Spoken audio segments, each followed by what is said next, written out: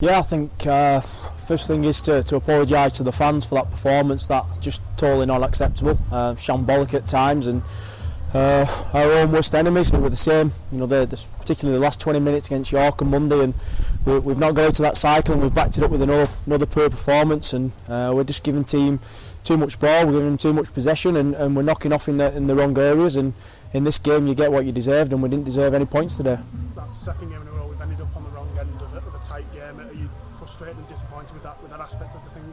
Not really. I'm frustrated with individuals and the team that from going from -12 to 0, we controlled the ball, we built pressure, we were ruthless in what we did, we worked hard for each other, and we've kind of flipped that on the head last couple of games. I don't know what's happened from Friday to Sunday, and that York game in between it, but we're not doing the things that have got us to where we are. What's got us back on, moving forward. We're going backwards here, and we need to break that cycle, and that starts with us as individuals and as a group. And there's some real basic errors just being made out there, and just not rugby smart stuff, and we've got to smarten up in those areas. Went 6 up through Danny Craven's trial with about 10 to go. Are you disappointed that we didn't go on with game management wise to go and see that game out from there? Definitely. We've got some major issues with catching kickoffs at the moment. It's been a bit of a story all season. Everyone looks like they're frightened to death to put a name on it, and we score a try and then we come up with an error off the back of it. We're not going a positive with a positive. We kind of go a positive with a negative, or back a negative up with a negative, and again it's breaking that cycle. We have to be better. There's no excuses. It's not good enough from us, and we need to put things right again this week, because next week's game is not going to be any easier. A lot of penalties and errors in that second half. Was that ultimately one of the reasons for our downfall this afternoon? Yeah, the couple of dubious calls there, I think, but that comes from just the energy we're wasting and giving the ball away. You complete at 50% first half and probably about 42% second half. That's just going to sap us full of energy, and when you get sapped full of energy, you stop tying in, you get loose with your arm, and you struggle to control the ruck, and that's what happens, and you give penalty away.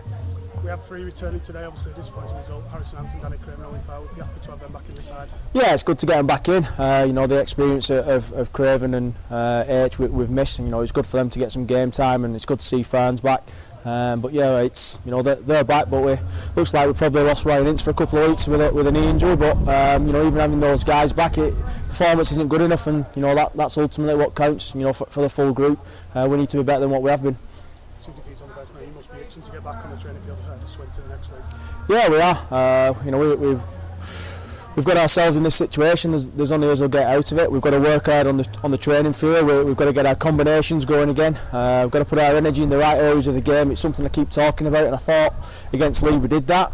And the point when we do that and put it in the right areas, you get the right results and the right performances. But disappointed by the performance, not good enough, and apologies once again to everyone who turned up today.